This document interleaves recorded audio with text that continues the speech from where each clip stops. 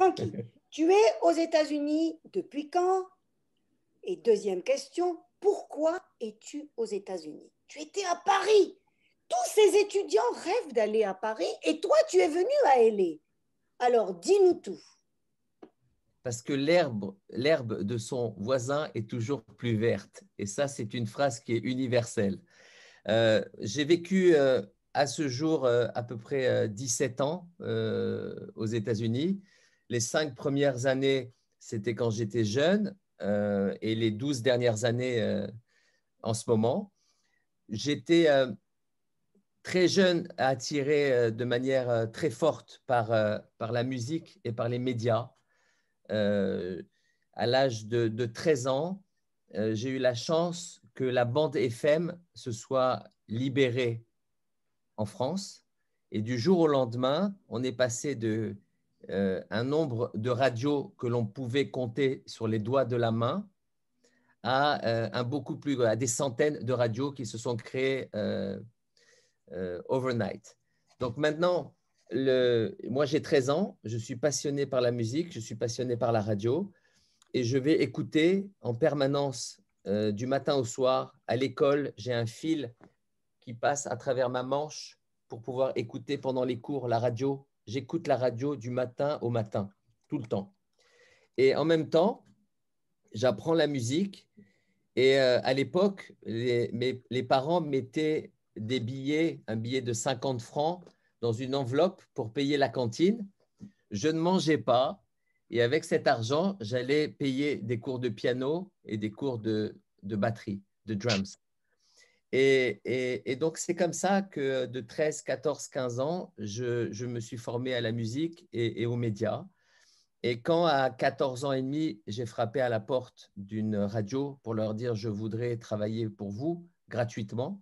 Le mercredi, je n'ai pas école ». Ils m'ont dit « tu peux nous faire le café, les photocopies et ranger les disques ». Et j'ai rangé les disques, j'ai fait du café, j'ai fait des photocopies jusqu'au jour où, et ça a été un moment charnière, le mot il est peut-être difficile, charnière, c'est Key moment, c'est bon, a key moment, a the major moment, moment, voilà. où la personne qui devait animer l'émission de radio n'est pas venue. Comme tout le monde était bénévole, pas d'argent, il travaillait gratuitement, bénévole, et comme tout le monde n'était pas payé, il n'est pas venu. Et je me souviens du patron de la radio qui a téléphoné et qui m'a dit, parce qu'à ce moment-là, j'avais commencé à faire la technique, c'est-à-dire juste je mettais le disque et j'appuyais sur le bouton pour que le disque parte quand l'animateur faisait signe. Il m'a dit, est-ce que tu peux donner l'heure et le titre du morceau de temps en temps? Et ce qu'il ne savait pas, c'est que j'étais un jeune garçon de 14 ans et demi, je crois, qui faisait des émissions de radio toutes les nuits depuis 1 an et demi que personne n'écoutait. Et donc, j'ai parlé assez naturellement et il m'a dit, mais quand est-ce que tu peux prendre une émission chez nous? Et ça a été le début de ma carrière d'animateur radio. Et pourquoi je vous parle de ça? Parce qu'en même temps que j'animais et que j'apprenais mon métier de radio, j'écoutais des émissions de radio américaines. Et j'écoutais et je répétais du matin au soir WPLG, Power 95, 92.7, Kiss FM. J'adorais répéter les jingles, j'adorais la langue, j'adorais et j'ai aimé l'Amérique très naturellement à travers la découverte des plus grands animateurs de radio américains. Et j'avais dans ma tête l'envie d'un jour aller explorer et aller physiquement en Amérique. Et quand j'ai terminé high school, j'ai obtenu une bourse, un scholarship, pour venir aux États-Unis. Et j'ai étudié jusqu'à obtenir mon MBA de l'Université du Texas. Je suis resté en Amérique donc, pendant cette période-là. Et la vie familiale, privée, a fait que j'ai dû rentrer en France. Très bien. Voilà. Ouf, on a déjà traversé l'Atlantique et on a traversé toute l'Amérique avec une escale au Texas. Alors, est-ce que vous avez déjà quelques questions avant que moi je peux parler? Allez, on y va, Morte. Quelle sorte de musique est-ce que vous préférez? J'écoute toutes les musiques, Comme je suis devenu après très rapidement DJ, j'ai habitué mes oreilles à aimer ce que les gens aimaient. Mais moi, mes oreilles à moi, pour répondre à votre question, à la base, c'est le jazz. J'ai beaucoup aimé le jazz parce que, étant batteur, j'ai été voir en concert Kenny Clarke, Art Blakey. J'ai vu tous ces grands batteurs qui n'existent plus aujourd'hui. Donc, le jazz à la base. Et au fur et à mesure que j'ai évolué, beaucoup de soul music. Je suis très naturellement attiré par la musique noire plutôt que la musique blanche. Je sais que ce n'est pas forcément politiquement correct de faire la distinction, mais moi, je la fais parce que c'est comme ça que je la ressens. J'ai toujours beaucoup aimé les artistes de soul music et un peu moins rock. Même si j'ai vécu 5 ans au Texas, j'ai assisté à des concerts de country music et j'ai trouvé des choses qui me plaisaient. Mais la vraie musique que vraiment j'aime, c'est la soul. Très bien. Une autre question, Marcia. Eh bien, bonjour monsieur. Quel était le niveau de votre français quand vous êtes arrivé et est-ce que l'accent de l'État de Texas a présenté des problèmes? Quel est le niveau d'anglais, hein, plutôt, Oui. Marcia, n'est-ce pas? Oui, oui. Ok. Je parlais en France, on dit qu'on parle couramment l'anglais quand on est vraiment confortable. Et avant de rentrer à l'université, il fallait passer le TOEFL, le Test of English as a Foreign Language. Donc, j'étais prêt à suivre des cours et à comprendre, mais je me suis rendu compte très vite, et encore aujourd'hui, après 17 ans aux États-Unis, en cumulé, qu'on ne peut réellement être fluent que si l'on est native. Et je vais vous dire pourquoi.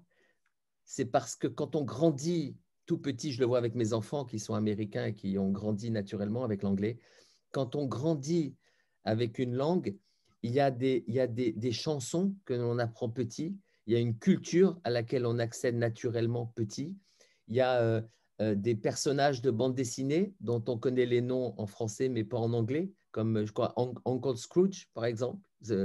Si on n'a pas grandi en Amérique, on ne peut pas connaître ce don. Donc la langue, les nuances de la langue, les finesses de la langue, je pense qu'il faut une vie pour les maîtriser. Mais je suis impressionné par vos questions en français. Alors, une autre question avant de continuer. Très bien. Quel chanteur français, quelle chanteuse française est-ce que vous aimez?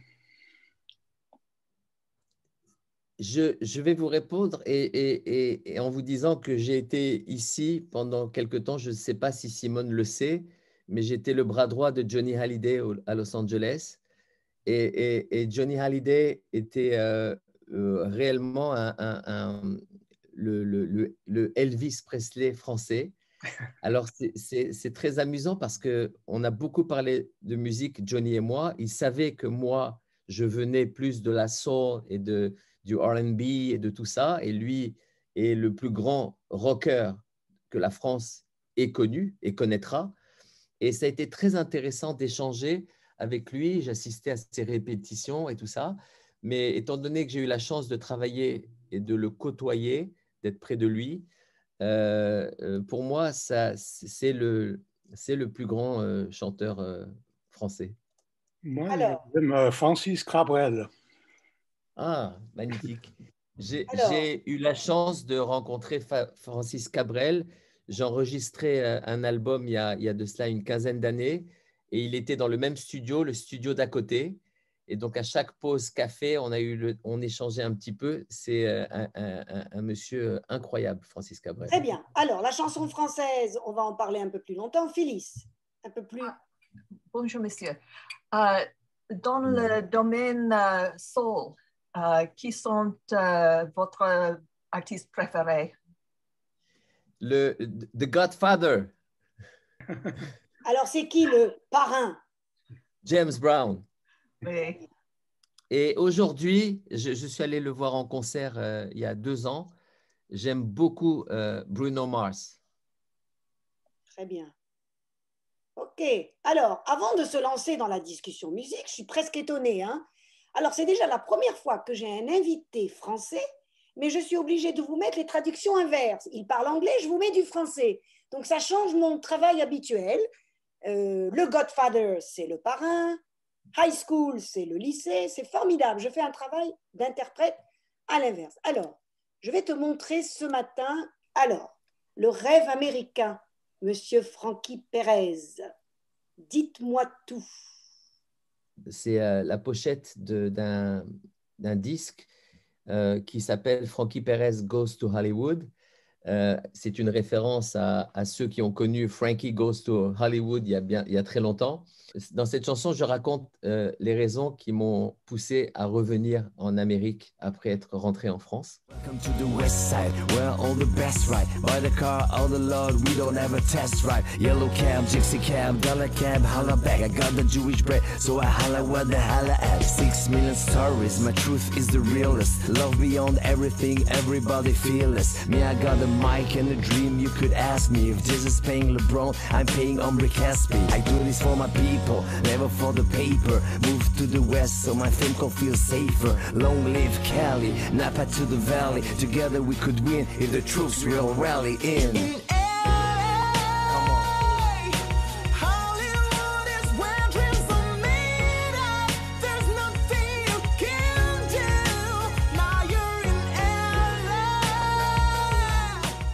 Je suis rentré donc, après mes études, être resté aux États-Unis, je suis rentré en France. J'ai commencé mes activités à la télé, à la radio en France. J'ai monté une société d'events où j'animais des événements un peu partout dans le monde. On est parti à Shanghai, on est parti en Allemagne, dans les îles. On a fait un peu le tour du monde avec un groupe de musique qui s'appelait Broadway. Et on faisait des événements dans le monde. Et j'étais très impliqué dans les activités de la communauté juive en France. Je présentais les galas pour Israël, pour la communauté juive. Et j'ai commencé à recevoir des menaces très concrètes antisémites qui venaient soit de extreme right-wing, soit de radical islam. Et ces menaces sont devenues de plus en plus importantes. Plus j'étais présent dans ces événements en tant que host, plus les menaces s'accentuaient.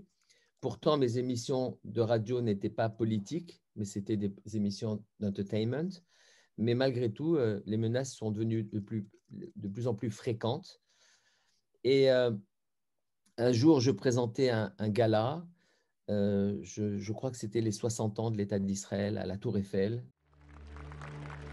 Ladies and gentlemen, mesdames, mesdemoiselles, messieurs, à l'occasion du 60e anniversaire de l'État d'Israël, Frankie Perez et le groupe musical Broadway vous souhaitent la bienvenue. Est-ce que vous allez bien? On va voir toutes les mains vers le ciel, tous ceux qui aiment Israël, tout le monde. Yom HaShishi, Vaïchoulou, Hashamayim, que tu sois à Paris ou Yerushalayim. Donc le thème c'est Shabbat, fais Shabbat. Fais comme un mec de chez nous quand il te dit Shabbat. Parce qu'il est à fond dans son patar Eliaou. Eliaou, tu viens à la Sina, tu fais quoi? Pense au paternel quand tu dis juif, tu dis oh. Donc prie pour tes milliers de frères, pour les 60 ans d'Israël. Les mains vers les ciels. Fais Shabbat, Shabbat, Shabbat, Shabbat, Shabbat. Toi tu vas faire Shabbat, sous ton toit prier Razak.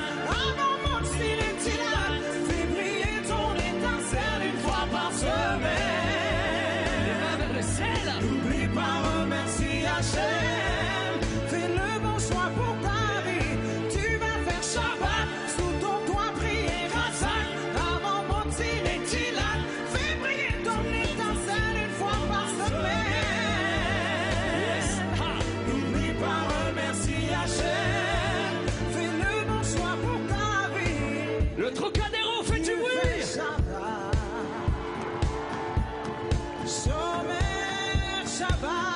C'est pour les 60 ans d'Eretz Israël. Tu fais Shabbat. Shomer et Shabbat. Je suis persuadé que vous, comme nous, avez le sentiment que ce soir, nous allons vivre une soirée exceptionnelle au-delà. Une soirée historique. Pour la première fois, en France, dans ces jardins du Trocadéro, nous allons vibrer au son des musiques israéliennes. Nous allons ensemble fêter le 60e anniversaire de l'État d'Israël.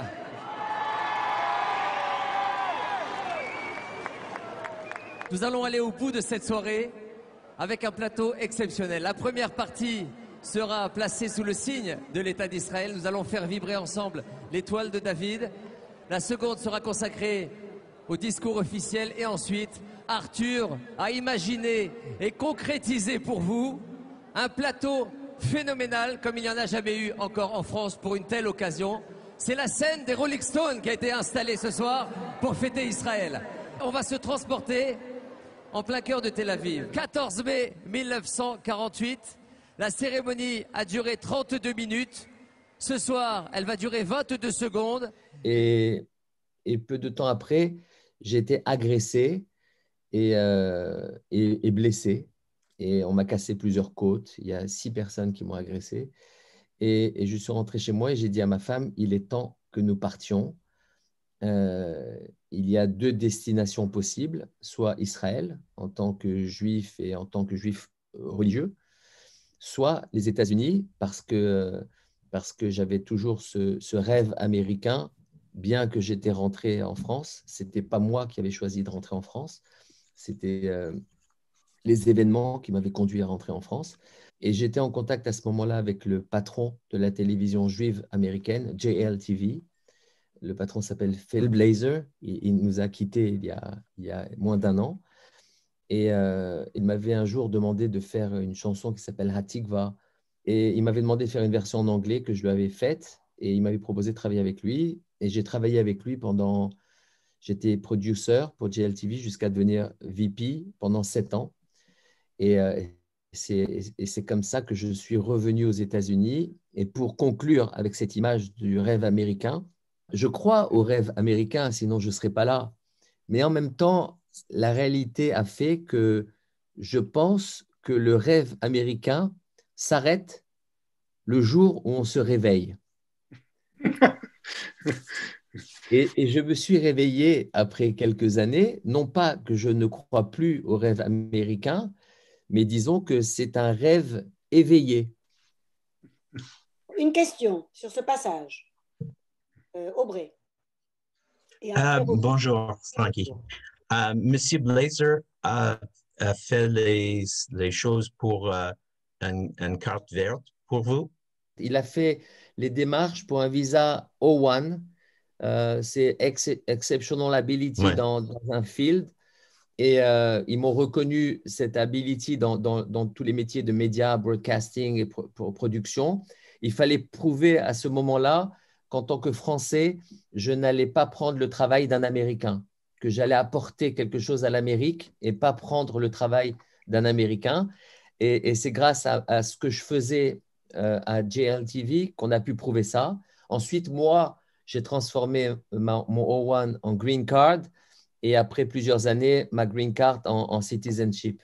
Mais à la base, oui, pour ce visa O1, JLTV m'a soutenu. Très bien. Une autre question, Robbie. Bonjour Frankie, merci beaucoup pour tout ce que tu dis. Dis-moi, tu as commencé à dire que quand on réveille en Amérique, toutes les sons, tout est disparu. Parle un peu plus de cela. Ben, disons que la réalité économique, le fait que, tu sais, quand on vient de France, on est assisté. C'est-à-dire que si on a mal quelque part, on va à l'hôpital et si tu n'as pas de ID et si tu n'as pas 1 franc, 1 euro dans la poche, on te soigne et on te laisse repartir. En France, tu vas à l'université, c'est gratuit. Et il y a beaucoup de choses comme ça qui font que ça a l'air d'être le rêve français quand je vous décris ça. Mais en fait, quand on est habitué à toute cette réalité, you take everything for granted. Vraiment, tu as l'impression que c'est normal que tout est gratuit. Tout est gratuit, c'est normal. Maintenant, quand tu es en Amérique et que tu as la passion, le feu d'être ici et d'être content d'être ici parce que c'est le pays de l'opportunité, parce que tout est gigantesque, parce que quand tu vois le halftime Super Bowl, tu te dis que les Français, dans 200 ans, ils ne sauront pas faire un halftime comme ça. Donc, quand tu vois toute cette folie, c'est ça le rêve américain. Le truc, c'est que après, progressivement, au fil du temps, tu te dis, ah, c'est compliqué quand même les assurances maladie. C'est compliqué le coût de l'éducation quand tes enfants grandissent et qu'ils arrivent proche de l'âge d'aller à l'université. Toute cette réalité, elle revient, elle est de plus en plus forte et c'est comme une balance. Donc d'un côté, tu as le rêve américain et de l'autre côté, tu as la réalité américaine. Et donc, c'est ça que je veux dire, c'est qu'à un moment donné, tu sens plus la balance qu'au tout début, quand tu es jeune et que tu as la fougue et que tu te dis, je suis très, très heureux d'être ici. C'est le cas aujourd'hui, absolument. Je suis toujours ici. Ça prouve que j'aime l'Amérique et que je préfère être en Amérique plutôt qu'en France. Maintenant, je sais que la France est un pays extraordinaire. Je donnerais beaucoup pour passer 24 heures à Paris aujourd'hui, mais 24 heures, pas 24 ans. Alors, de là, j'ai une question tout de suite. Si tu pouvais, avec tout ce que tu nous as raconté, avec la vie que tu as vécue et en France et aux États-Unis, est-ce que tu retournerais vivre, disons, à Paris? J'ai le sentiment que quelque part, la France m'a trahi. Quand je vois cette montée du racisme et de l'antisémitisme en France ces 10, 15, 20 dernières années, je pense que la France n'a pas agi comme elle aurait pu agir pour éviter cette montée de haine et cette montée de violence. Donc pour moi, c'est une forme de trahison. Je suis très heureux d'être né français parce que être né français et avoir grandi en France, ça m'a apporté énormément. Je vois qu'il y a beaucoup de choses que je regrette que mes enfants n'ont pas aux États-Unis et je suis reconnaissant que la France m'ait donné ces choses. Je vais vous donner J'accuse, oui. Ben c'est le bon moment de mettre ça parce que moi, à un moment donné, j'ai beaucoup utilisé le rap pour faire passer des messages, je ne veux pas dire politiques parce que ce n'est pas politique, mais des messages comme la lutte contre l'antisémitisme, le rapprochement entre les Noirs et les Juifs, des messages d'espoir. J'ai utilisé aussi le rap pour transmettre la mémoire de ce qui s'est passé pendant la Shoah. Je ne me reconnais plus dans la société française d'aujourd'hui, mais je suis très heureux en terminale, donc en senior high school, d'avoir eu pendant 1 an des cours de philosophie. Et je regrette que mes enfants ici n'aient pas 1 an de philosophie. C'est extraordinaire d'apprendre la philosophie, les grands penseurs, Descartes, Kant, Spinoza. C'est quelque chose qui manque beaucoup. Donc, le fait d'avoir grandi en France, ça me permet de voir certaines choses dont je suis très reconnaissant envers la France et de regretter aussi certaines choses. Mais tu peux pas, en anglais, on dit tu peux pas avoir le gâteau et le manger aussi. C'est une expression que Simone va vous dire en français qui est tu ne peux pas avoir le beurre et l'argent du beurre. Voilà. Ici, you can have the cake and eat it too. Mais voilà, donc si j'avais la possibilité de retourner en France aujourd'hui pour y vivre, non. Non, merci. Très bien. Une autre question, Roby. Alors attention, 1 minute. Parce qu'on se prépare un petit peu au maire de Douai la semaine prochaine. Je ne veux pas entendre de tu avec Francky. C'est pas votre ami, c'est pas votre copain, c'est pour tout le monde. On parle à quelqu'un qu'on ne connaît pas et je vous demande, s'il vous plaît, d'être formel et d'utiliser le vous. Faites un effort, on a beaucoup travaillé dessus. Merci. Monsieur Francky, maintenant, vous parlez de racisme en France, mais maintenant le racisme en Amérique avec le Proud Boy et tout cela qui est maintenant dans les dernières 4 années. Qu'est-ce que tu penses que pire, ici ou en France? Je pense que c'est pire en France.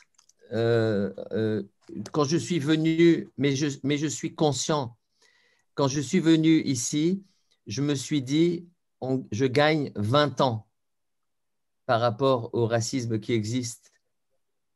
Et les 20 ans sont quasiment passés. ce qui veut dire qu'il y a une réalité aujourd'hui, il y a une vraie montée du racisme qui est très inquiétante. Il y a une chose que peut-être vous allez pouvoir m'éclairer. En France, on a une loi contre l'incitation à la haine raciale.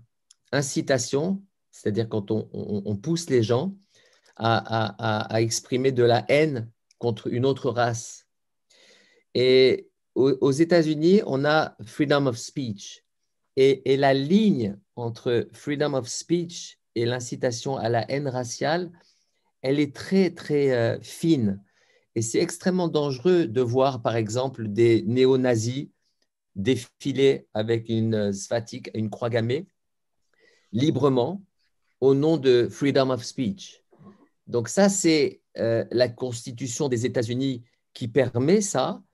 Et c'est inquiétant de voir qu'il n'y a pas des garde-fous qui protègent du dérapage de la liberté d'expression. Mais encore une fois, si l'on juge que des personnes peuvent décider où est la ligne où on franchit la liberté d'expression ou pas, à ce moment-là, il n'y a plus de liberté d'expression. Donc, c'est un vrai problème et je pense que l'Amérique va de plus en plus être confrontée à cette réalité et va devoir être créative et trouver des solutions pour se protéger de toutes ces montées racistes. Qui avait la main levée? C'était Suzanne. Suzanne avait une question? Vos enfants ont quel âge? Alors, j'ai 5 enfants. J'ai 2 enfants d'un premier mariage qui ont 26 et 27 ans. Un vit en France, l'autre vit en Israël. Et j'ai 3 enfants avec moi de mon second mariage. Ils ont 6 ans, 14 ans et 16 ans. À part des classes de philosophie, que pensez-vous des écoles à Los Angeles pour vos enfants? Mes enfants vont dans des écoles privées où ils reçoivent une éducation juive. Ils sont dans des écoles juives parce que c'était important pour moi et pour ma femme. Donc, je ne peux pas vraiment comparer parce que moi, j'ai grandi dans des écoles publiques en France et eux sont dans des écoles privées juives. Donc, c'est pas, je ne suis pas en mesure de réellement comparer les choses. Ce que je sais, c'est que l'éducation que j'ai reçue en France était très riche, était très, très, très ouverte sur l'autre. Moi, j'ai beaucoup aimé mes études en France et j'ai adoré mes études en Amérique. C'est-à-dire que je pense avoir eu de la chance. Parce que je pense que jusqu'à high school, jusqu'au lycée, l'école en France est extraordinaire. Et les universités, moi j'ai étudié le business management, donc je ne pense pas qu'il y a un meilleur endroit pour étudier le business management qu'aux États-Unis. Et c'est intéressant parce que si Simone me le permet, j'aimerais faire une petite parenthèse sur la langue, parce que c'est aussi pour ça qu'on est ensemble aujourd'hui, pour parler de la langue. Et je distingue une grande nuance entre la langue française et la langue anglaise, américaine, et elle confirme ce que je viens de vous dire par rapport aux études. J'ai le sentiment que la langue française est très, très riche. Il y a beaucoup de subtilité, beaucoup de finesse. On peut exprimer des sentiments avec beaucoup de précision en français et on ne peut pas en anglais. Et je mets en parallèle le cinéma. Quand j'étais en France, j'adorais le cinéma américain. Je ne voyais que des films américains. Depuis que je suis en Amérique, j'adore le cinéma français et je ne vois que des films français. Et un film français, qu'est-ce qui me plaît dans un film français? C'est l'émotion et les sentiments comme un peintre. On va pouvoir décrire des sentiments avec la langue et avec des scènes comme un peintre, comme un dessin. C'est précis, c'est profond, c'est beau. ce film, il n'intéressera pas le cinéma américain. Parce que le cinéma américain, il est concentré sur le box-office en général et il faut aller vite. Il faut aller straight to the point, direct au message et avoir un retour sur investissement en plaisir que le spectateur va voir. La langue, c'est pareil. Moi, j'ai appris le business aux États-Unis. La langue américaine, elle est fantastique pour le business, au point que quand on fait du business dans le monde entier, on utilise les mots benchmark. On n'utilise que des mots en anglais. Il y a des mots pour définir certains sentiments dans le business ou liés à l'argent qui n'existent pas en français. Greed. Si vous voulez traduire greed en français, c'est recherche excessive de richesse. En anglais, ça tient en 5 lettres. Vous voyez comment, par rapport à la perception des gens, une langue est plus efficace ou plus riche qu'une autre selon le domaine. Donc, pour répondre à votre question en étant un petit peu parti un peu loin, j'ai le sentiment que le lycée en France, c'était vraiment une expérience fabuleuse, mais que l'université en Amérique est beaucoup plus efficace, directe, percutante, et on apprend vraiment l'essentiel de la discipline qu'on étudie. Jane. Pardon d'arriver tard, j'étais en train de recevoir mon deuxième vaccin ce matin. Ouh, grand moment, très bien. Alors. Voilà. Mais Frankie, j'ai lu que tu es une agent immobilier aussi. Oui. Agent immobilier, vous êtes, alors pardon, je reprends la question. Frankie, Jane vous dit que vous êtes un agent immobilier. Oui, excusez-moi. J'ai pensé hier, quand je suis en train de lire les actualités de vous, que peut-être il y a des compétences que vous avez qui aident l'agent immobilier, la musique. Qu'est-ce que c'est les compétences que vous avez que peut-être sont bons pour faire les deux choses? Ce qui me plaît dans l'immobilier, c'est ce qui est au cœur de ce que j'aime faire professionnellement, à savoir les relations humaines. Quand j'étais avec mon orchestre et qu'on voyageait un peu partout dans le monde et qu'on faisait aussi des réceptions privées comme des grands mariages, on a fait le mariage de la fille du président de la communauté juive de Shanghai, par exemple. Quand on est en contact avec des gens qui fêtent un mariage, par exemple, on est en contact avec des gens qui vivent le plus beau jour de leur vie. Et quand on est dans l'immobilier, on est en contact avec des gens qui font le plus grand achat de leur vie. Donc, ces moments forts comme ça, elles sont au cœur de la possibilité d'avoir des relations humaines fortes, parce qu'on vit des moments forts. Donc, moi, à la base, pourquoi je me suis intéressé à l'immobilier, c'était tout simplement parce que j'ai des gens en France qui font partie de la communauté juive française, qui subissent, et on en parle très peu aux États-Unis, un antisémitisme de plus en plus fort et qui envisagent aussi de quitter la France. Il y a beaucoup de Français juifs qui quittent la France. Et certains envisagent 3 destinations. Israël, s'ils sont plutôt religieux, ils se disent on va aller sur la Terre Sainte. Le Canada, s'ils ne parlent pas du tout l'anglais et qui veulent être sur le continent nord-américain et ne pas être trop en difficulté par rapport au problème de la langue, ou les États-Unis. Et ceux qui envisagent de venir aux États-Unis, ils pensent à Miami ou Los Angeles, parce qu'ils se disent, si je pars pour une meilleure vie, je veux le soleil, les palmiers et la plage. Donc, il y a eu un petit noyau comme ça de personnes qui envisageaient Los Angeles pour venir aux États-Unis.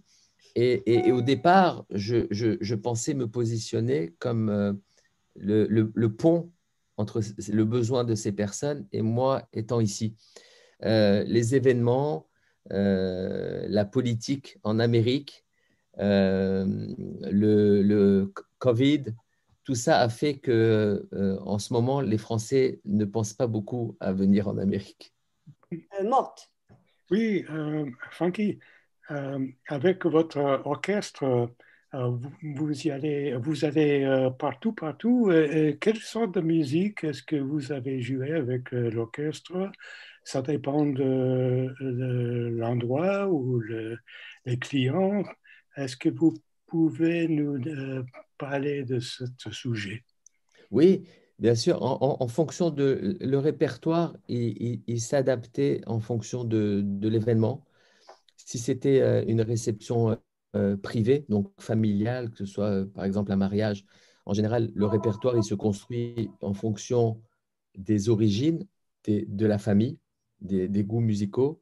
Si c'est pour le lancement d'un nouveau parfum L'Oréal, ça peut être un répertoire plus lounge, plus jazz, plus soft. Donc, en fait, la musique, elle s'adapte à la vibe que les gens souhaitent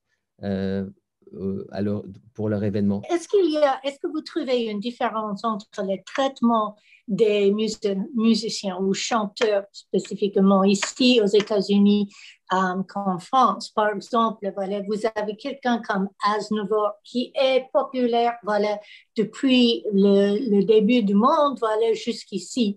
Mais ici, voilà, il me semble que les musiciens disparaissent plus vite, plus facilement. Ou est-ce que je me trompe?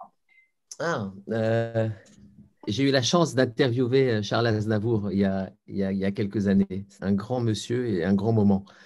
Moi, ce que je vois surtout, c'est que les musiciens américains sont connus dans le monde entier et que les musiciens français qui sont connus en dehors de France, on les compte sur les doigts d'une main. En Amérique, vous avez découvert et apprécié Maurice Chevalier il y a très longtemps. Certains ont découvert Yves Montand. Encore un peu moins ont connu Jacques Brel.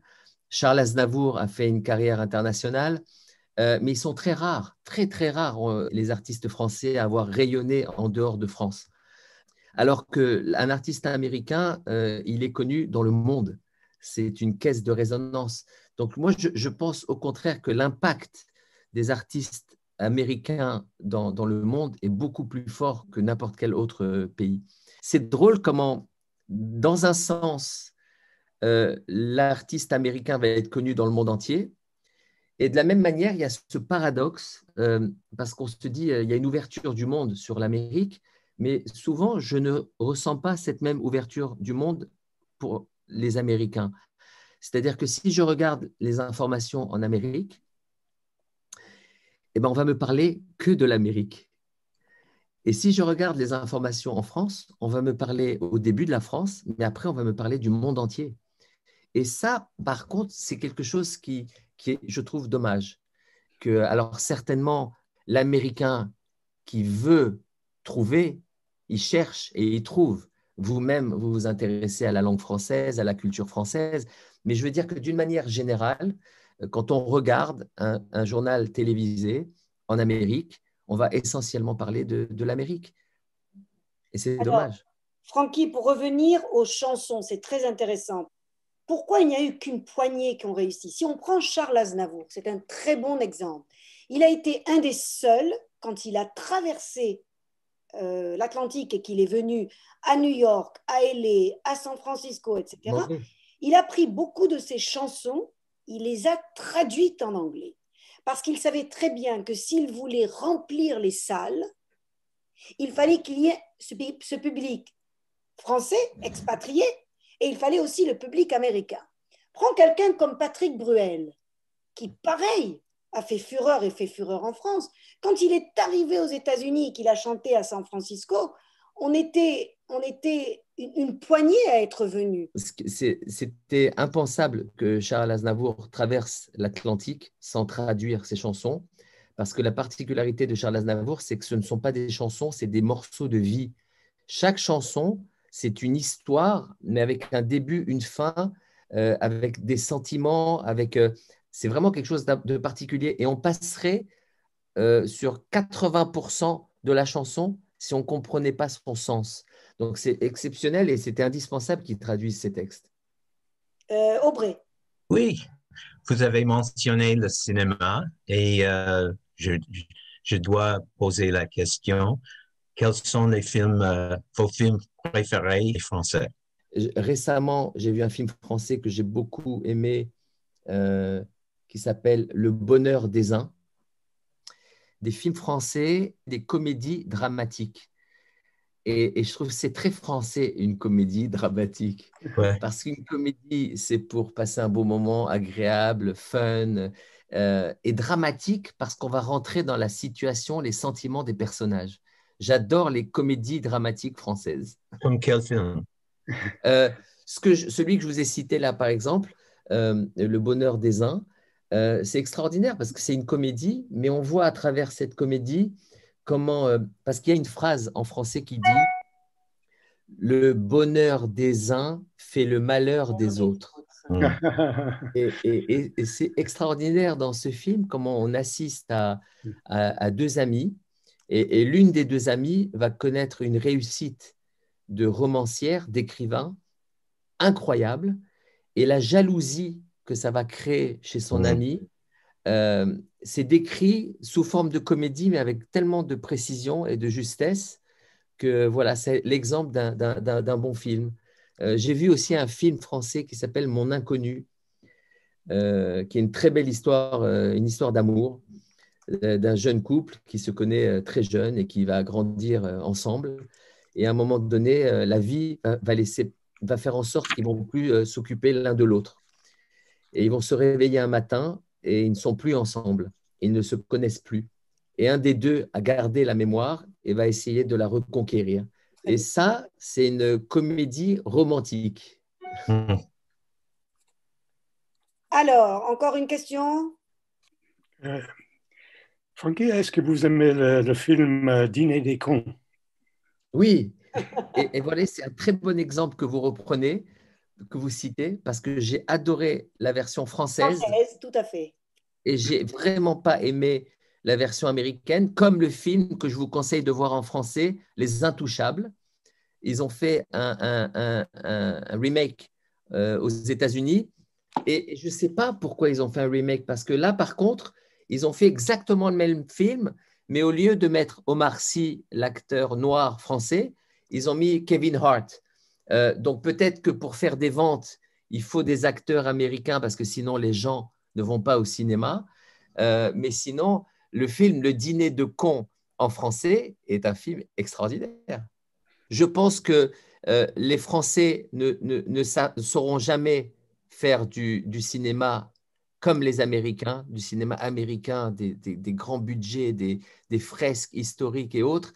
Et les Américains ont du mal à faire des films comme les films français, sauf les indépendants.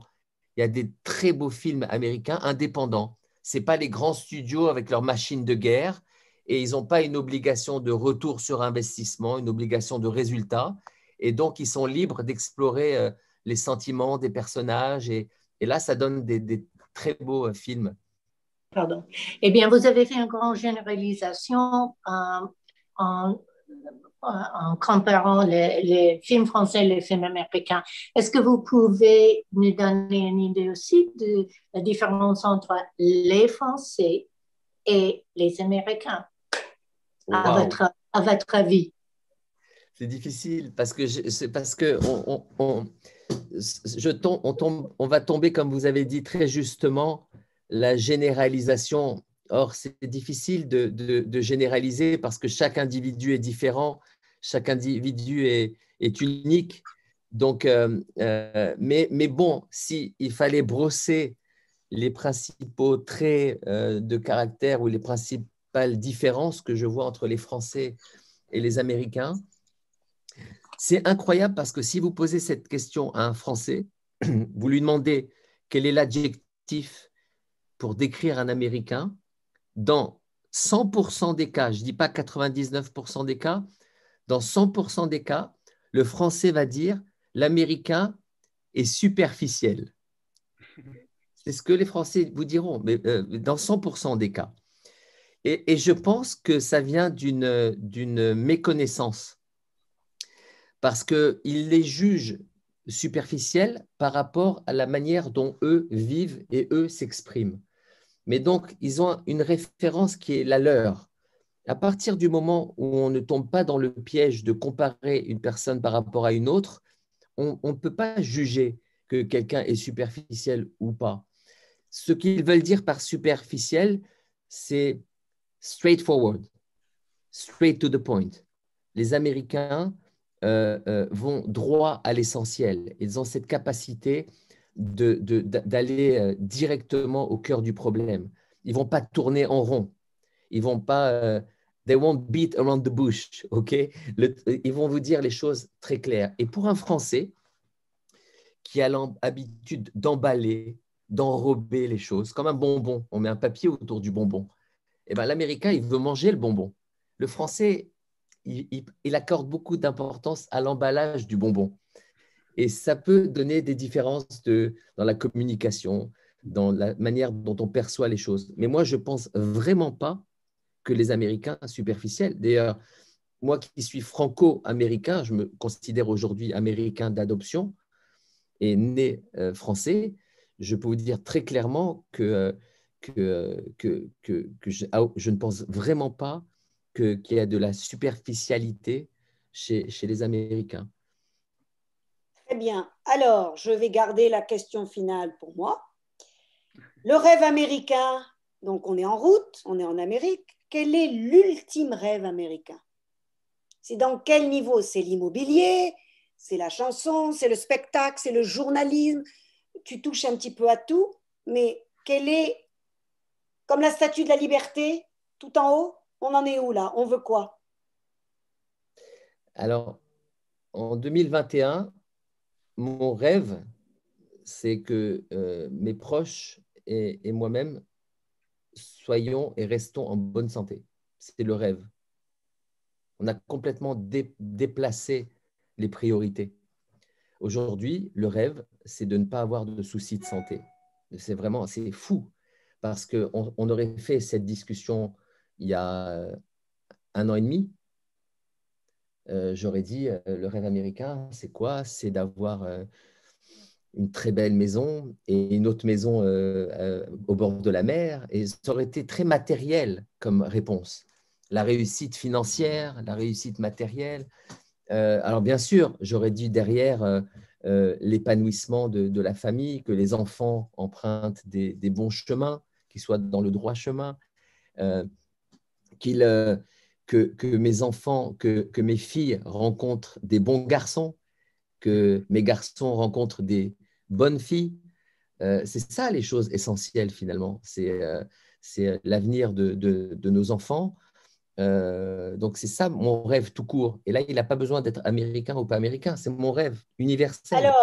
Alors mon mari a créé le ACBC, After Corona, Before Corona. Donc le time AC, Frankie Perez.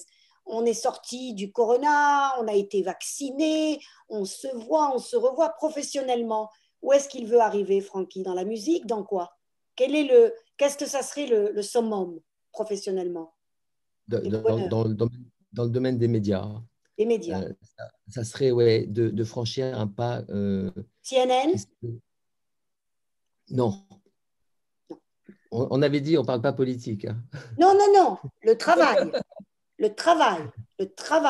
C'est professionnel au niveau journalisme, CNN, pourquoi pas? Ou bien pourquoi pas MSNBC ou bien n'importe quoi, mais dans ce niveau-là, pas le journalisme.